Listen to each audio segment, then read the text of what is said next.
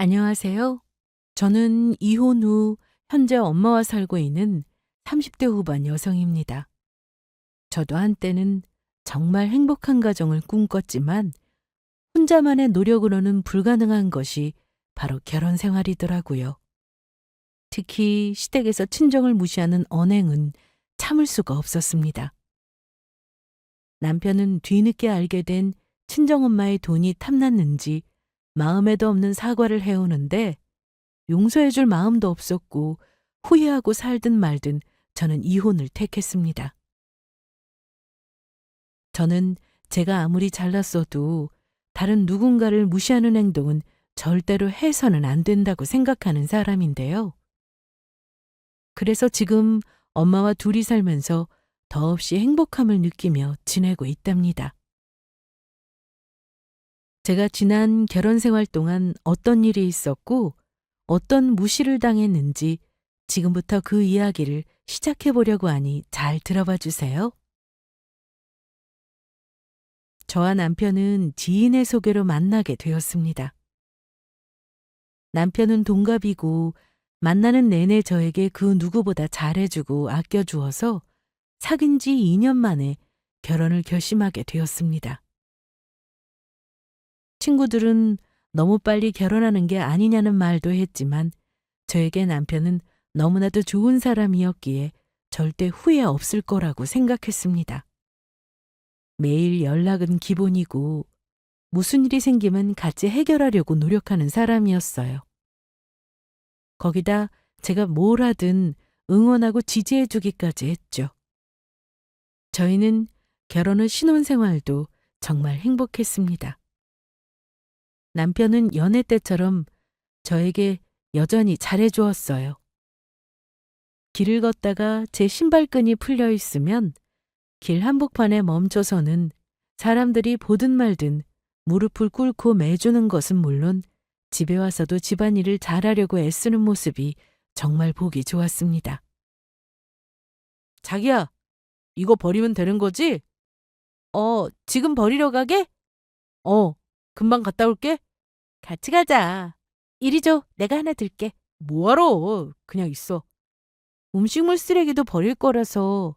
그럼 그것도 놔줘. 내가 혼자 갔다 올게. 남편은 정말 잘했어요. 제가 말하지 않아도 스스로 척척 집안일을 했고 더러운 음식물 쓰레기를 버리러 갈 때도 자기가 버린다며 먼저 나서곤 했죠. 그런데 남편의 이런 태도는 오래가지는 않았습니다. 그래도 저는 불만은 없었어요. 일하고 들어오면 피곤한 걸 너무나도 잘 알고 있었으니까요. 그렇게 결혼한 지 2년이 지났고 남편은 차를 새로 뽑았습니다. 여보, 나 지금 주차장인데 빨리 내려와봐. 왜, 무슨 일인데? 낮에 차 받았거든. 얼른 내려와봐, 봐봐. 정말? 알았어, 금방 내려갈게. 저는 남편이 퇴근 후 새 차를 타고 왔다며 주차장으로 내려오라는 전화에 급히 내려갔습니다. 차 너무 좋다. 그치? 얼른 타봐. 한 바퀴 돌고 오자. 승차감 장난 아닌데? 그래, 그래서 내가 이 차를 고른 거야. 우리 이 차 타고 주말에 여행 갈까? 확실히 경차 타다가 이 차 타니까 엄청 조용하다. 그날 저희는 새 차를 타고 동네 드라이브를 했습니다. 차는 시댁에서 사주신 건데 너무 좋더라고요. 자기야, 그럼 경차는 어떻게 할 거야? 글쎄, 중고로 팔까? 고장 한 번 안 났는데 싸게 팔긴 또 아깝긴 하다. 자기가 타고 다닐래? 회사 갈 때 지하철이랑 버스 타느라 힘들었잖아. 대중교통이 편하긴 한데 자가 더 편하지. 경차는 자기가 타. 출퇴근할 때 타면 딱이다. 결혼 전 남편은 경차를 타고 다녔는데 이번에 새 차를 사면서 경차는 제 차지가 되었습니다. 굳이 없어도 되었지만 급할 때 타면 좋겠다 싶었어요. 경차라서 주차비도 할인되고 통행료도 마찬가지여서 부담은 없겠더라고요. 그래서 그날 이후 저는 경차를 타고 출퇴근을 했습니다. 저는 보험회사 보상팀에서 일하고 있었는데 차가 생기니 편하긴 하더라고요. 그러던 어느 날 시댁 제사가 있어서 퇴근하고 시댁으로 갔는데 그날 좀 기분 나쁜 일이 있었습니다. 남편에게는 형이랑 누나가 한 명씩 있었는데 특히 남편 누나와 저는 그렇게 사이가 좋지 않았습니다. 올케 왔어? 네, 형님. 퇴근하고 바로 왔어요. 그런데 우리 동일이가 타던 차 이제 올케가 탄다며? 그 차 타고 온 거야? 네, 그렇게 됐어요. 좋겠네. 우리 동생 덕분에 차도 생기고. 네? 올케 형편에 그동안 차 없이 다녔었잖아. 동일이랑 결혼해서 이제 팔자 피는 거고. 고맙게 생각해. 저는 살짝 기분이 나빴습니다. 사실 시댁이 친정보다는 좋은 집에 살고 있어서 내심 저희 친정을 무시하고 있다는 걸 저도 알고는 있었습니다. 그런데 결혼 후 신우가 저만 보면 친정 얘기를 아무렇지 않게 툭툭 내뱉는 게 듣기 좋지는 않더라고요. 그래서 시댁에 한번 다녀오면 기분이 상할 때가 많았습니다. 그래도 이런 일로 남편하고 싸우고 싶지 않아서 되도록 티를 안 내려고 노력했습니다. 남편은 친구들이 정말 많았는데 그래서 술도 자주 마셨어요. 저는 술을 잘 못하기도 해서 친구들을 만나도 밥 먹고 들어오는 게 전부였지만 남편은 새벽까지 술 마시고 놀다 들어오는 날이 많았습니다. 평소 남편이 약속이 있다고 하면 기분 좋게 보내주는 편이었는데 술에 취해 들어오면 저에게 술주정을 하곤 했습니다. 술을 마시고 늦게 들어오는 건 불만이 없었는데 술 마시고 저에게 하는 말이 기분 나빴습니다. 결혼할 때나 결혼 후 신혼여행 때까지만 해도 저희 친정이 못 사는 거에 대해서 아무 신경도 안 쓰던 남편이었는데 친구들만 만나고 오면 꼭 한 소리를 하곤 했죠. 혜수야! 나왔다, 혜수야. 지금이 몇 시야? 얼른 씻고 자. 아직 3시밖에 안 됐네. 새벽 3시야. 시끄럽게 하지 말고 얼른 씻어. 너 내 친구 민우 알지? 걔가 얼마 전에 결혼했잖아. 그런데 오늘 수입차를 타고 온 거야. 물어보니까 글쎄 그 차를 민우 와이프가 사줬대. 돈 많은 집 딸이라 그런지 그 집도 민우 와이프가 해왔잖아. 너도 알지? 알아. 부럽더라. 너는 뭐 느끼는 거 없냐? 내가 뭘 느껴야 하는데? 나는 당신한테 아무것도 못 해주니까 미안해 해라 뭐 이거야? 아니 뭐 니네 집이 좀 사는 집이었으면 장모님이 차도 사주고 집도 해줬을 거 아니야. 어떻게 남들 하는 거 다 하고 살아. 그리고 우리 집 형편 모르고 결혼한 거야? 그래도 결혼할 때 시댁의 기본은 다 했고 집 얻는데 나도 보탬 되었잖아. 그거야 다들 그렇게 하는 거고. 암튼 넌 왜 이렇게 못 사는 집에서 태어났냐? 친구들은 다 처가덕 보고 사는데 나는 이게 뭐냐? 차도 우리 집에서 사주고 에이! 그러면서 바닥에 엎드려서는 그대로 코를 골며 잠이 들었습니다.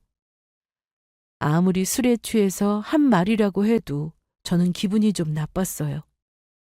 저희 친정이 찢어지게 가난한 건 아니었지만 시댁이 좀 사는 집이라 비교가 되는 거였는데 술만 마시고 들어오는 날은 꼭 저렇게 친정 얘기를 했습니다.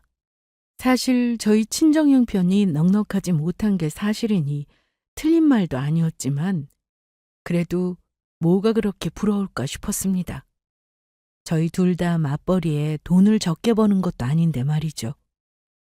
술 취해서 잠든 사람 깨워 싸울 수도 없고 그냥 넘어가야지 하고 혼자 참았습니다. 남편은 술을 많이 마신 날은 다음날 기억을 잘 못했습니다. 새벽에 들어와서 나한테 했던 말 기억나? 어?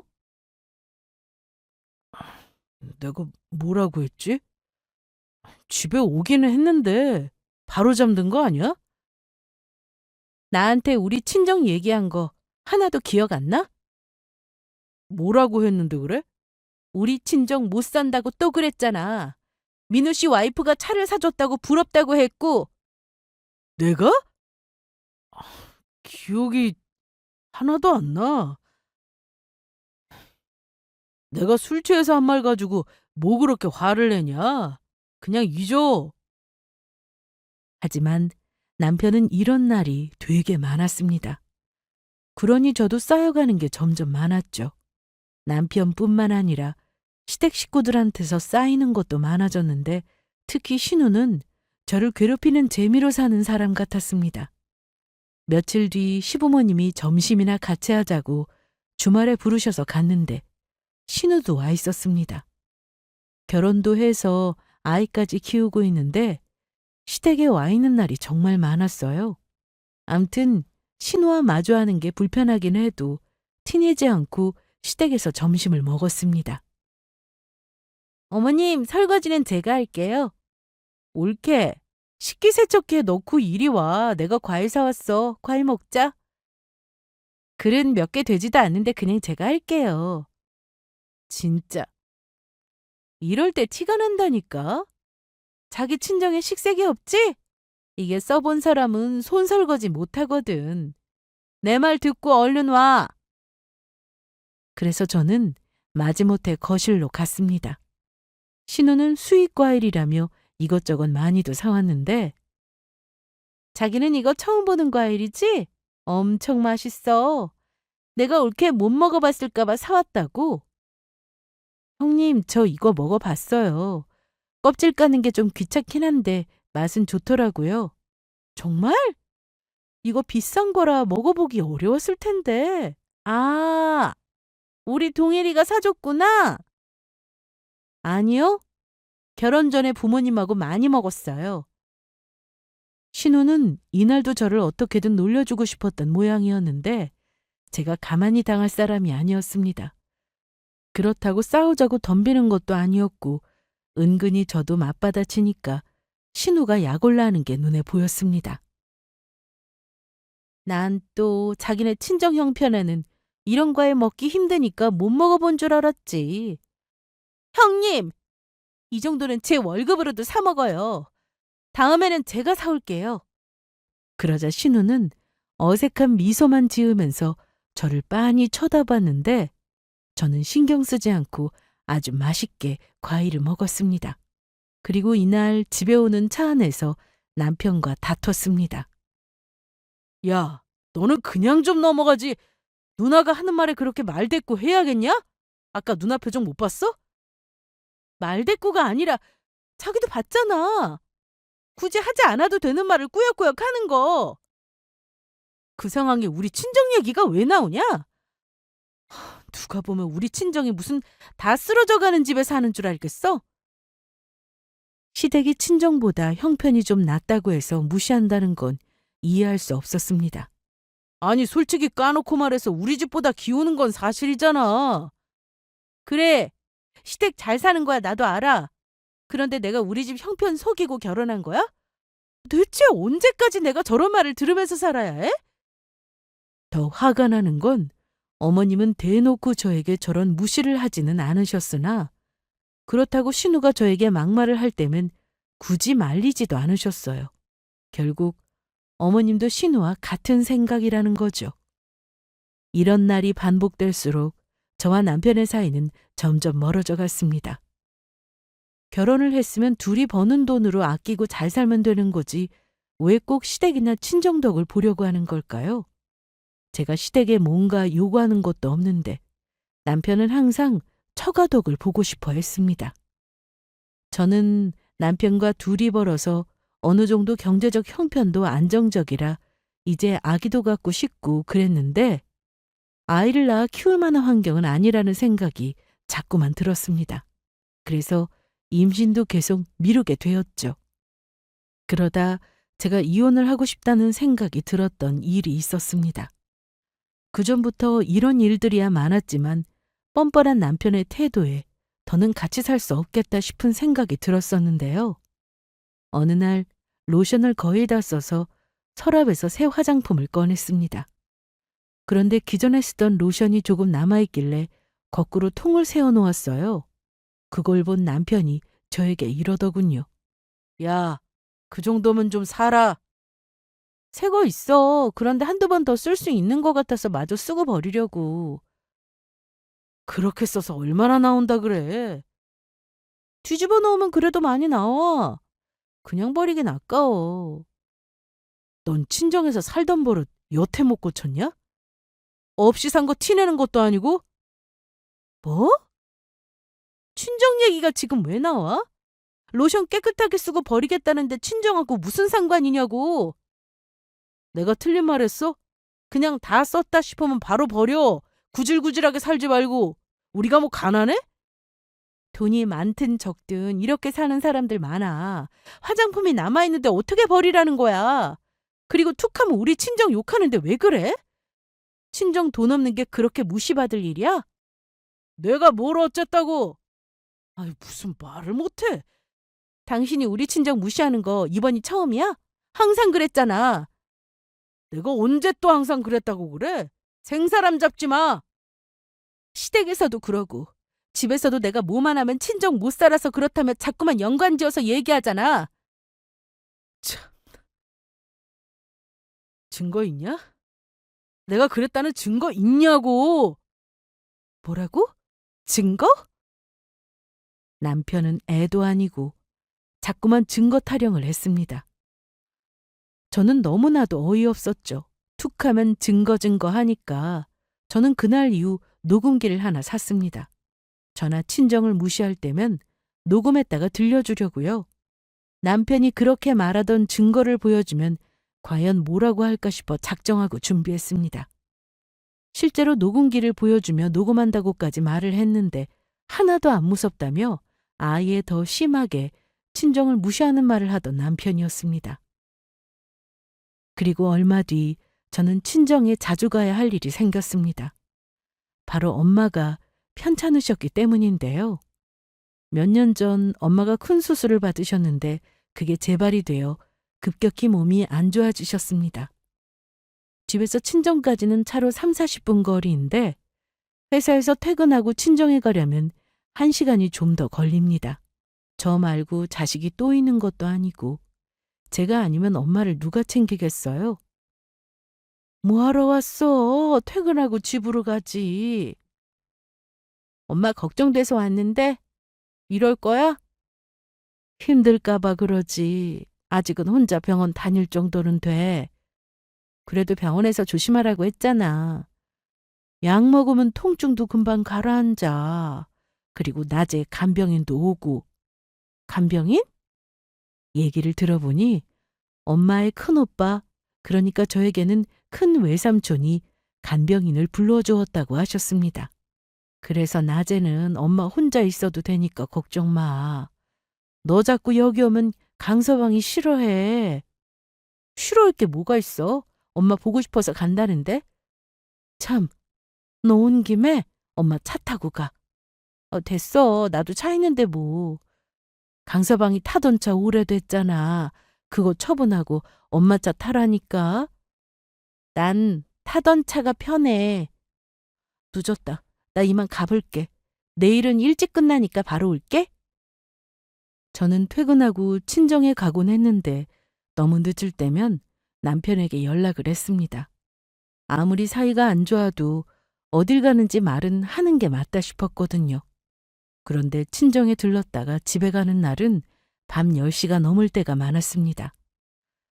처음에는 엄마가 아프시니 남편이 다 이해해 주는 것 같았는데 점점 집안일 가지고 트집을 잡더라고요. 야, 네가 장모님 보러 가는 거 내가 이해는 하는데 그래도 집안일은 좀 신경 써라. 집안일 다 해놓고 다니는데 왜? 건조기에 수건 그대로 있던데? 그건 내가 깜빡했네. 자기가 봤으면 좀 꺼내지 그랬어?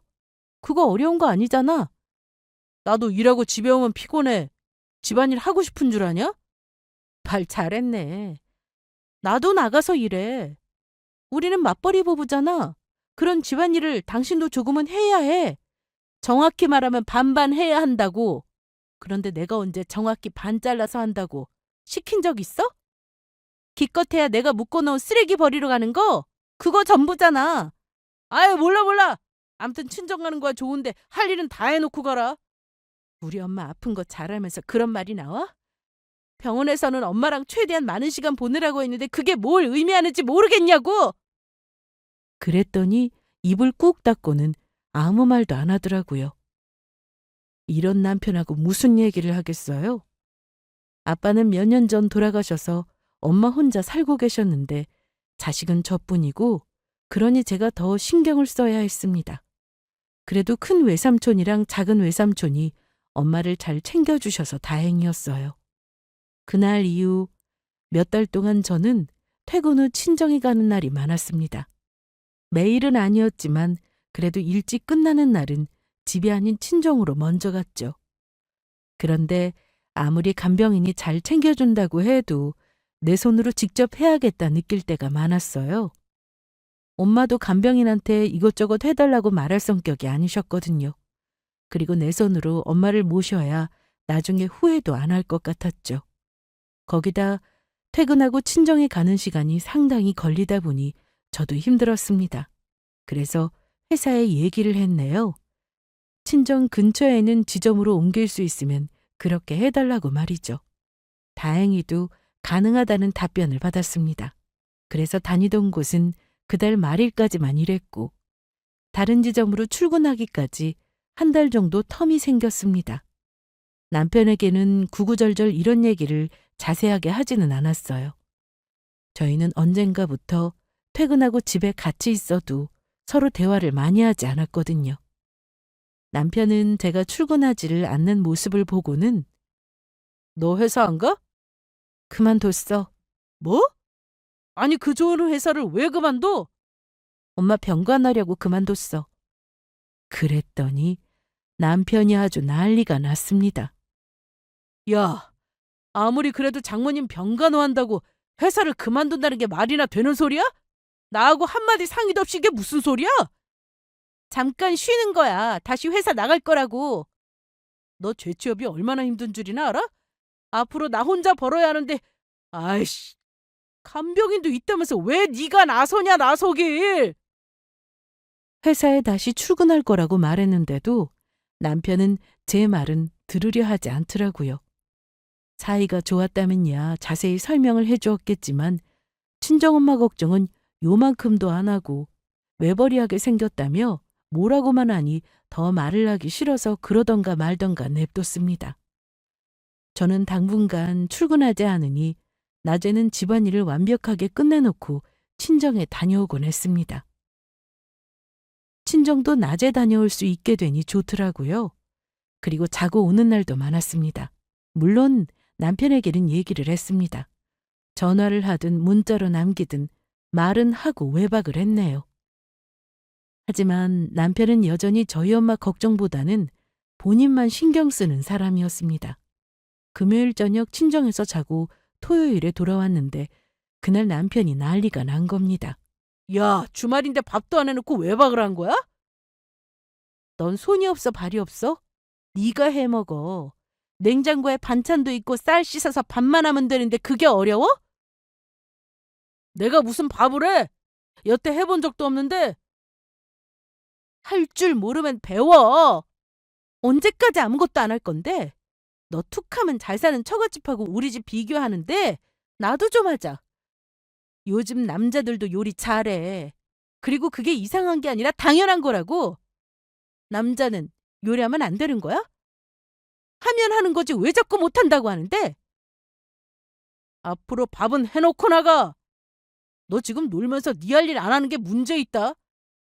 내가 놀러 다녀? 너 그리고 우리 엄마 아프신 거 알면서 얼굴 보러 온 적 한 번이라도 있어?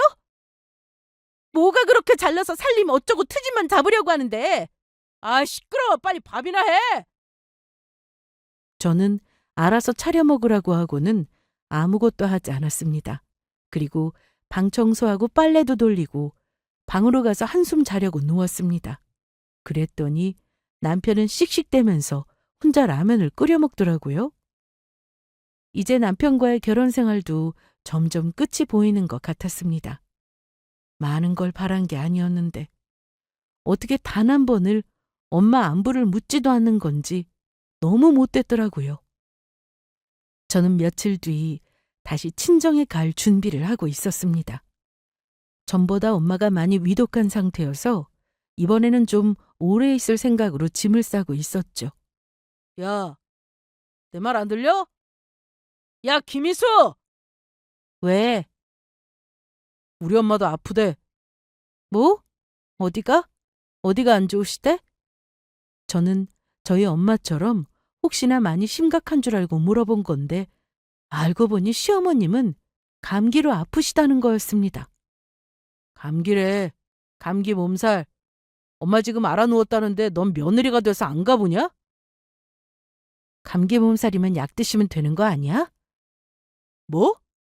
우리 아이 약 먹으면 바로 낫지만 나이 든 사람한테 감기가 얼마나 치명적인지 몰라?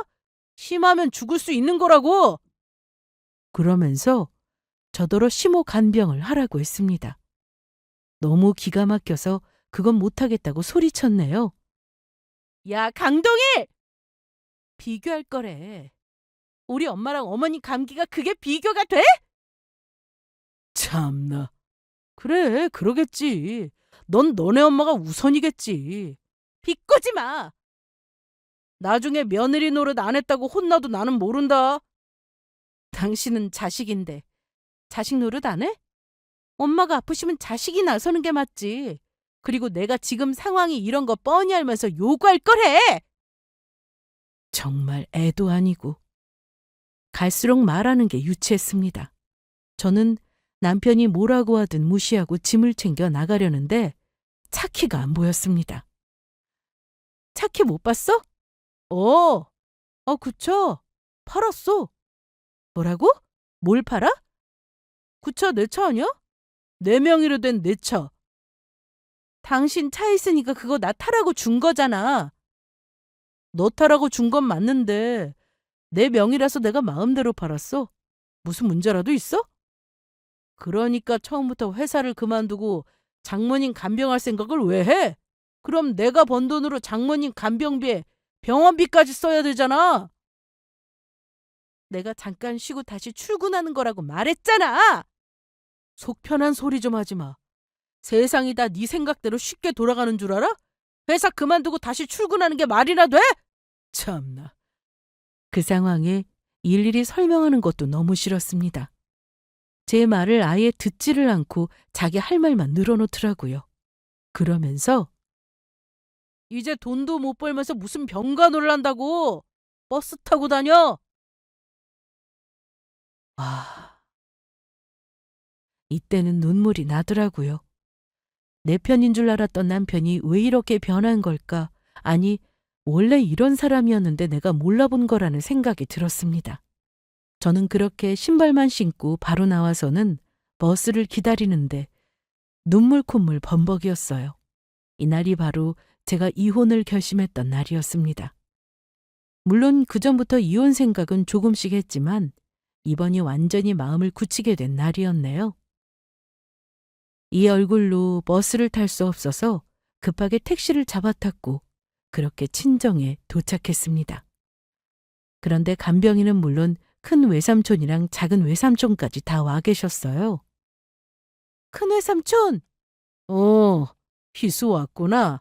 아무래도 내일 병원에 입원을 해야 할 것 같아. 며칠 전까지만 해도 괜찮았는데. 병원 가도 뭐 해줄 게 없다고 하는데 그래도 집에 있는 거보다는 낫잖아. 그래서 저희는 다음 날 아침 일찍 병원에 가기로 했습니다. 희수야, 또 어딜 나가? 나 내일 엄마랑 병원 가면 계속 같이 있을 거니까 집에 가서 캐리어 좀 가져오려고. 다 싸놨는데 급하게 나온다고 놓고 왔네. 금방 갔다 올게. 저기 서랍 열어봐. 서랍은 왜? 거기 차키 있어. 엄마 차 타고 다녀와. 엄마가 너까지 보험 다 들어놔서 그냥 운전해도 돼. 삼촌이 그러는데 너 택시 타고 왔다며? 엄마 말 듣고 차 타고 갔다 와. 저는 그렇게 엄마 차를 타고 다시 집으로 향했습니다. 그리고 남편에게 전화를 걸었어요. 현관에 있는 캐리어 좀 가지고 내려와. 너 아직도 안 갔냐? 네가 직접 가져가. 나 금방 가봐야 돼. 빨리 가지고 내려와. 한참이 지나서야 남편은 캐리어를 끌고 나오더라고요. 아파트 입구 쪽에 차를 대놓고 있었는데 남편이 보이자 차에서 내렸습니다. 뭐냐 이 차? 얼른 줘. 아니 이 차 뭐냐고. 네가 왜 이 차에서 내려? 제가 타고 온 엄마 차는 최고급 벤츠였습니다. 수입차에서 내리니 남편이 놀란 눈치였죠.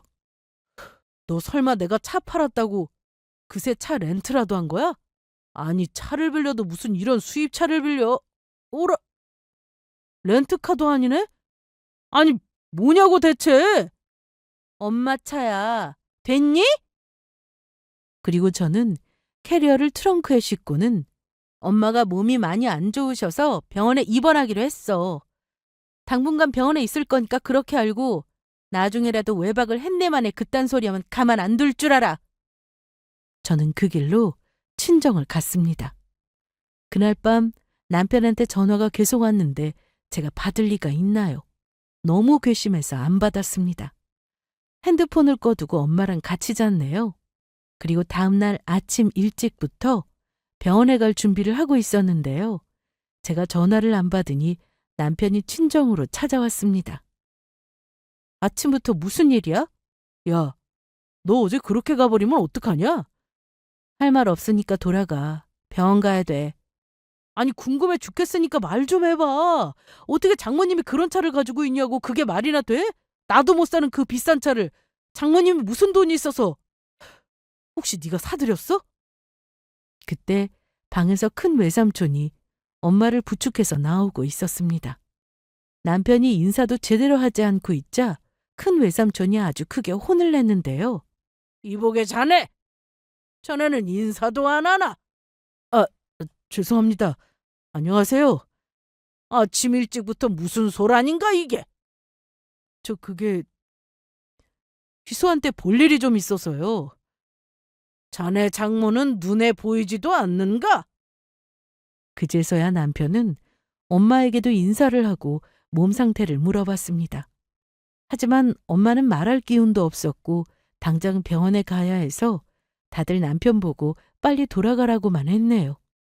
저는 그 길로 병원으로 향했고 엄마가 몇 가지 검사를 받는 동안 입원 수속을 하러 갔습니다.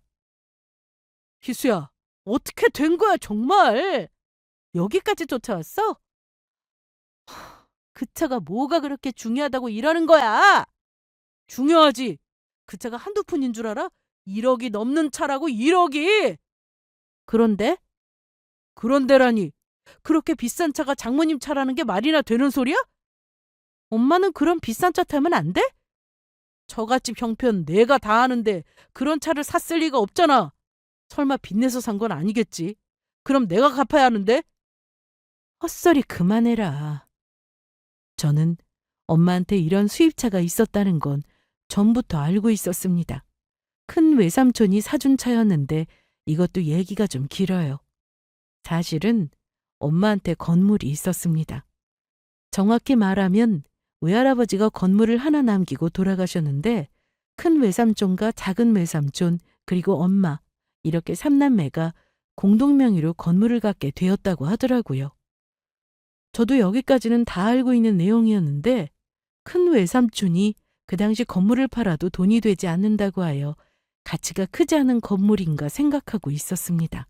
그런데 큰 외삼촌이 작은 외삼촌하고 엄마에게 부탁을 했었대요. 본인이 건물을 잘 관리해 볼 테니까 맡겨달라고요. 물론 지분은 그대로 유지한 채 말이죠. 그래서 그동안 건물 수익을 차곡차곡 모으고 큰 외삼촌의 사비까지 보태 건물을 새로 올렸다고 했습니다. 그리고 지금 그 건물의 시세는 80억이 넘는다고 했고요. 엄마는 제가 결혼할 당시 어떻게든 보태보려고 건물의 지분을 돈으로 달라고 했었다는데 큰 외삼촌이 지금 지분을 빼면 손해라며 말렸다고 하시더라고요. 그렇게 자기를 믿고 맡겨준 게 고맙기도 하고 엄마가 처음으로 수술받고 회복했을 때 앞으로 좋은 차 타고 좋은 곳만 가라고 선물해 준 게 바로 저 수입차였습니다. 하지만 엄마가 다시 몸 안 좋아지면서 결국 차는 주차장에만 있게 되었죠. 저도 이런 자세한 얘기는 최근에야 들었는데 어차피 건물의 엄마 지분은 엄마 것이지 제 것이 아니니까 신경도 안 쓰고 살았습니다. 남편은 병원까지 쫓아와 저를 계속 귀찮게 했는데 큰 외삼촌이 그때 남편을 불러 로비로 같이 내려갔습니다. 그동안 남편이 저를 무시하고 함부로 대한 것을 어느 정도 알고 계셨는데 우리 엄마까지 무시하는 것 같으니 아마 다 얘기를 해주려고 데려가신 것 같았어요. 그렇게 저는 입원 수속을 마치고 엄마 병실을 안내받았습니다. 병원에서도 이제는 뭔가 더 해줄 것도 없다고 하셨지만 혹시나 위험한 상황이 찾아올 수 있으니 입원하는 게 낫다고 판단했습니다. 보호자는 한 명까지만 입실이 가능하여 큰 외삼촌과 작은 외삼촌은 모두 집으로 가셨는데 며칠 뒤 남편이 병원을 찾아왔습니다. 희수야, 나 병원 로비에 와 있는데 잠깐 내려올 수 있어? 지금 안 돼. 왜 왔어?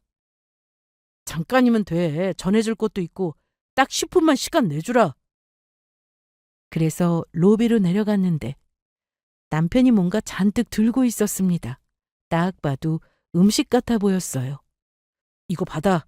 엄마가 죽도 해줬고 누나가 과일도 사줬어. 장모님 드시라고. 병원에서 밥 잘 나오고 먹을 것도 많아. 그리고 이거 냉장고에 다 넣지도 못하니까 다시 가지고 가. 먹을 사람도 없어. 그래도 성의를 봐서 받아줘라. 어? 근데 넌 밥은 잘 챙겨 먹고 있는 거야? 장모님 몸 상태는 좀 어떻대? 갑자기 왜 이래? 평소에 우리 엄마 몸이 어떤지 관심도 없던 사람이 갑자기 궁금해졌어? 희수야, 미안했다. 내가 너 무시했던 거 그동안 기분 나빴다면 사과할게. 저는 좀 어이가 없었습니다.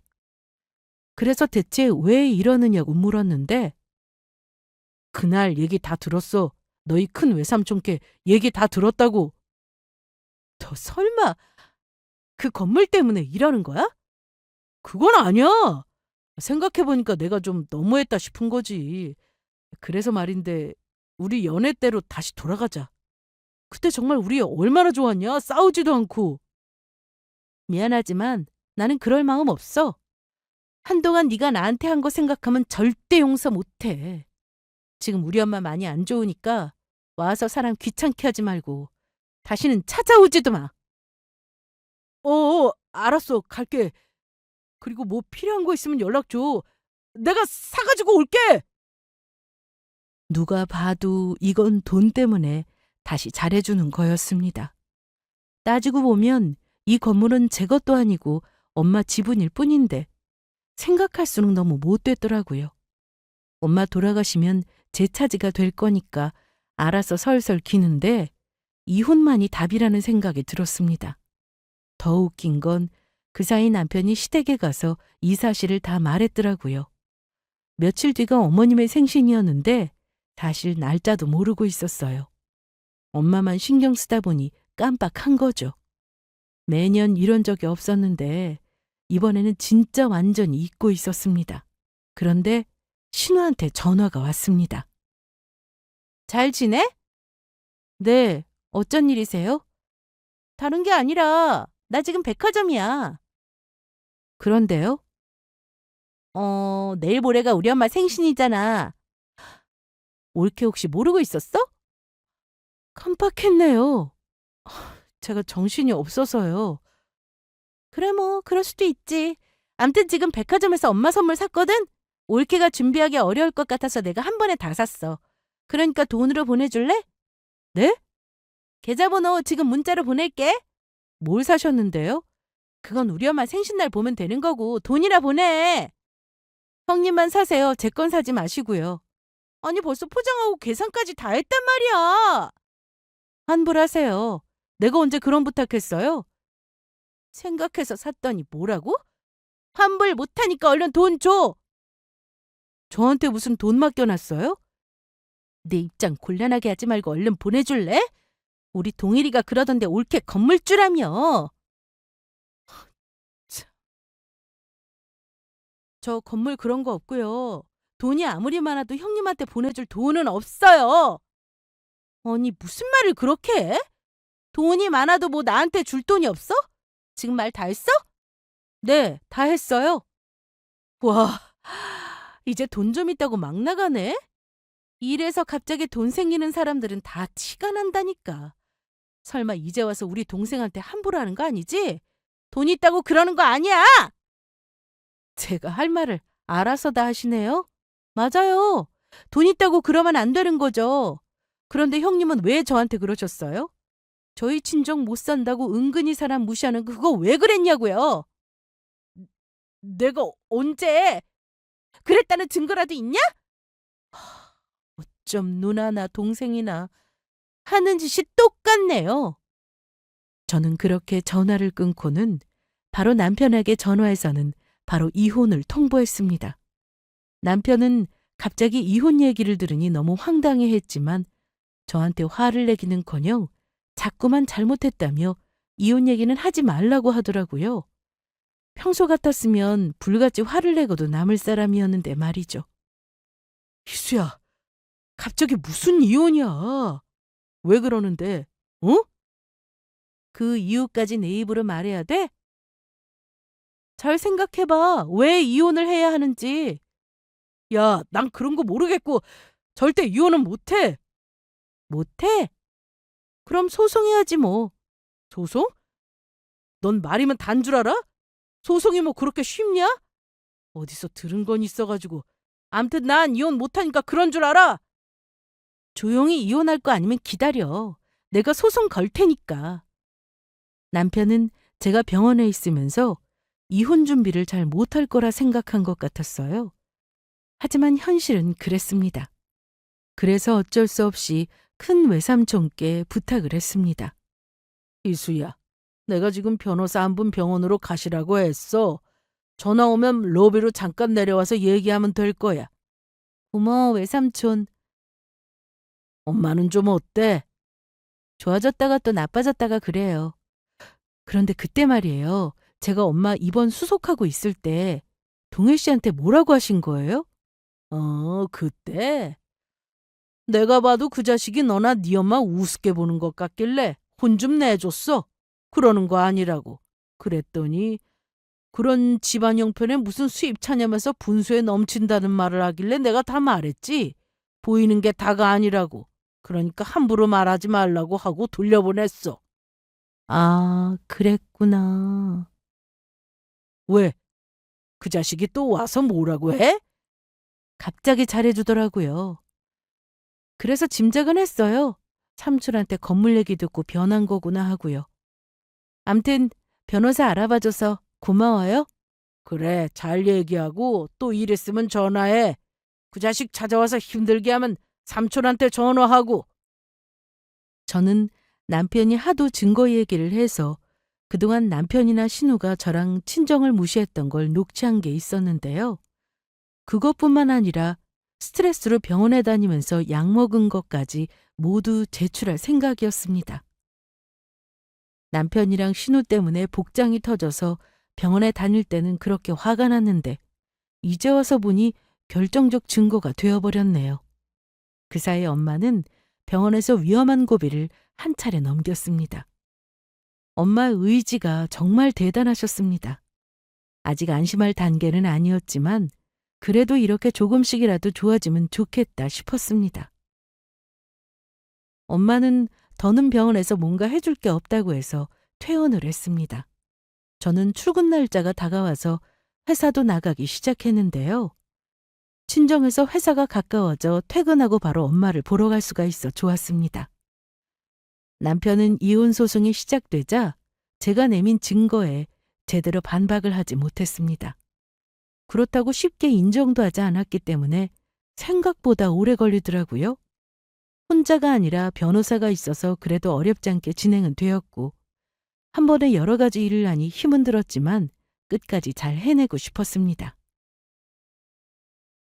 저는 회사도 다니고 이혼 소송도 진행 중이고 거기다 엄마까지 신경 쓰며 살다 보니 하루하루가 정말 바빴는데요. 어느 날 신우가 전화를 해왔습니다. 옳게 나야. 혹시 지금 통화 돼? 네, 무슨 일이신데요? 너희 이혼하는 거 말이야. 동일이가 자꾸 나 때문이라고 하는데 그거 아니잖아. 그렇지? 오로지 너희 둘 문제로 이혼하려는 거 아니야? 내가 아주 곤란한 상황이 되어버렸다고. 형님도 그동안 저 괴롭혔잖아요. 친정 못 산다고 무시하고. 왜 잘못이 없다는 거죠? 그게 왜 무시야? 그냥 사실을 말한 거지. 있는 사실을 말한 게 죄가 된다는 거야? 동혜리가 자꾸 내 탓을 하는데 내가 그렇게 잘못한 거냐고. 나 너무 억울해. 내가 둘이 이혼하라고 등 떠밀었어? 그거 아니잖아. 지금 누가 더 잘못했냐 안 했냐 그것 따지려고 전화한 거예요? 그게 아니라 동일이 얘가 나한테 위자료를 내라고 하잖아. 너네 둘이 이혼하는데 내가 돈을 왜 내냐고. 안 그래? 아니 애초에 이혼을 안 하면 되잖아. 왜 자꾸 일을 만들길? 저는 그냥 전화를 끊어버렸습니다.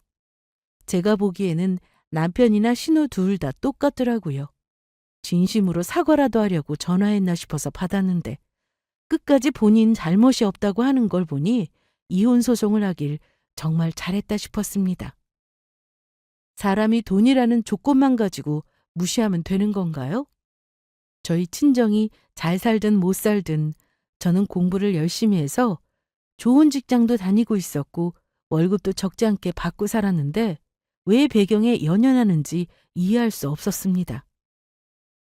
남편과 신우는 서로 탓만하며 저에게 제대로 사과도 하지 않았는데 그 사이 이혼 소송은 끝이 났습니다. 저는 위자료도 받게 되었고요. 위자료라고 해서 엄청난 액수는 아니었는데 남편은 그 돈도 저에게 주기가 너무 아까웠을 겁니다. 희수야, 우리 이게 맞는 거야? 이렇게 끝내는 게 맞는 거야? 그럼 뭐가 맞는 건데? 보니까 이혼했어도 다시 만나서 잘 사는 부부들도 많다더라. 그러지 말고 잘 한번 생각해봐. 네가 지금은 신경 쓸 것도 많고 하니까 잘 모르나 본데 우리 연애 때를 생각해봐. 너야말로 무슨 착각을 하는 것 같은데 연애 때 그렇게 서로 좋아했으니 여태 참고 살았어.